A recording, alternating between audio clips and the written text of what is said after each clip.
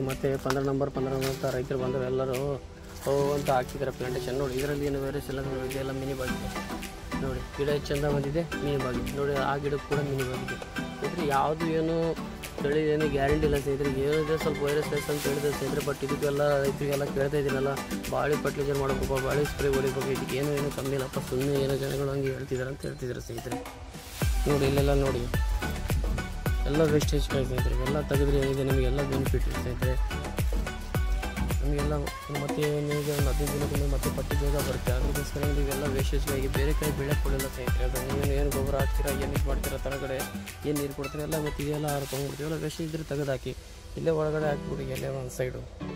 ನೋಡಿ ಈ ಗಿಡಕ್ಕೆ ನೋಡಿ ಎಷ್ಟಿದೆ, ಅದೇ 1 2 ಆ ಕಡೆ ಎಲ್ಲ ಚೆನ್ನಾಗಿದೆ ನೋಡಿ. ಮತ್ತು ಆ ಗಿಡಕ್ಕೆ ನೋಡಿ ಇದೆ, ಝೂಮ್ ಮಾಡಿ ತೋರಿಸ್ತೀನಿ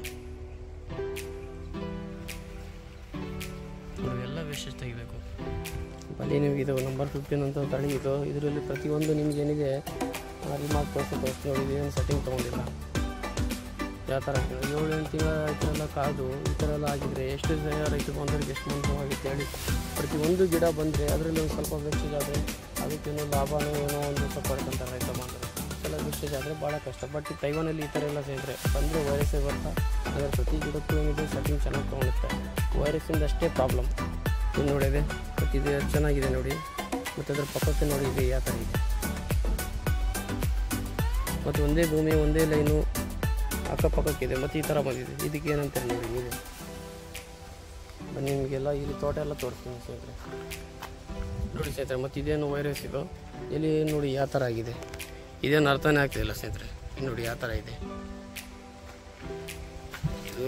ಇದು ಈ ಕಡೆ ಎಲ್ಲೂ ಇಲ್ಲ, ಈ ಕಡೆ ಹಸುರಿನ ನಮೂನೆ ಆಗಿದೆ ನೋಡಿ ಸ್ನೇಹಿತರೆ. ನೋಡಿ ಅದೇ. ಮತ್ತು ಈ ಲೈನಲ್ಲಿ ನೋಡಿ ಫುಲ್ ಆಗಿದೆ. ಇನ್ನು ಕನಿಷ್ಠ ಒಂದು 7-8 ಗಿಡ ಹೋಗ್ಬಿಟ್ಟಿದ್ದಾವೆ ನೋಡಿ ಸ್ನೇಹಿತರೆ. ಹಿಂಗೆಲ್ಲ ಇರ್ತವೆ. ಅದಕ್ಕೋಸ್ಕರ ಏನಾದ್ರು ಸ್ವಲ್ಪ ಈ ಥರ ಭಾಳಷ್ಟು ಏನಾದ್ರು ಪ್ರಾಬ್ಲಮ್ ಇದ್ದರೆ ಸ್ವಲ್ಪ ನೋಡ್ಕೊಂಡು ಅದಕ್ಕೆ ಗಮನ ಬಿಟ್ಟು ನೀಟಾಗಿ ಏನಿದೆ ಸ್ವಲ್ಪ ಅದಕ್ಕೆ ಬೆಳವಣಿಗೆ ಮಾಡಿ ಮತ್ತು ಅದಕ್ಕೆ ಏನಾದರೂ ನೀವು ಆದಾಯ ಪಡೀರಂತ ಹೇಳಕ್ಕೆ ಸ್ನೇಹಿತರೆ. ವಿಡಿಯೋ ಇಷ್ಟ ಆದರೆ ಫಾಲೋ ಮಾಡಿ ಸ್ನೇಹಿತರೆ. ಬೇರೆ ರೈತರಿಗೂ ತಲುಪಿ ಇವೆಲ್ಲ ನೋಡ್ಕೊಂಡಿರೋದು ಅವರು ಕೂಡ ಮೇಂಟೈನ್ ಮಾಡಿ ಸ್ನೇಹಿತರೆ. ಯಾರ್ಯಾರು ಪಪ್ಪಲ್ ಬೆಳೀತಾರೆ ಅವರಿಗೆಲ್ಲ ಚೆನ್ನಾಗಿ ಅನುಕೂಲ ಇರುತ್ತೆ ಅಂತಲೇ ನಾನು ವಿಡಿಯೋ ಮಾಡ್ತೀನಿ ಸ್ನೇಹಿತರೆ. ಏನಾದರೂ ಕಮೆಂಟಲ್ಲಿ ಹೇಳೋದಿದ್ರೆ ಅದು ಕೂಡ ಹೇಳಿ ಸ್ನೇಹಿತರೆ. ನನಗೂ ಒಂದು ಹೊಸ ಅನುಭವ ಸಿಗುತ್ತೆ ವಿಡಿಯೋ ಮಾಡೋಕ್ಕೆ. ಪ್ರತಿಯೊಂದು ಮಾಹಿತಿ ನಿಮ್ಗೆ ತಿಳಿಸಕ್ಕೆ ಸ್ನೇಹಿತರೆ.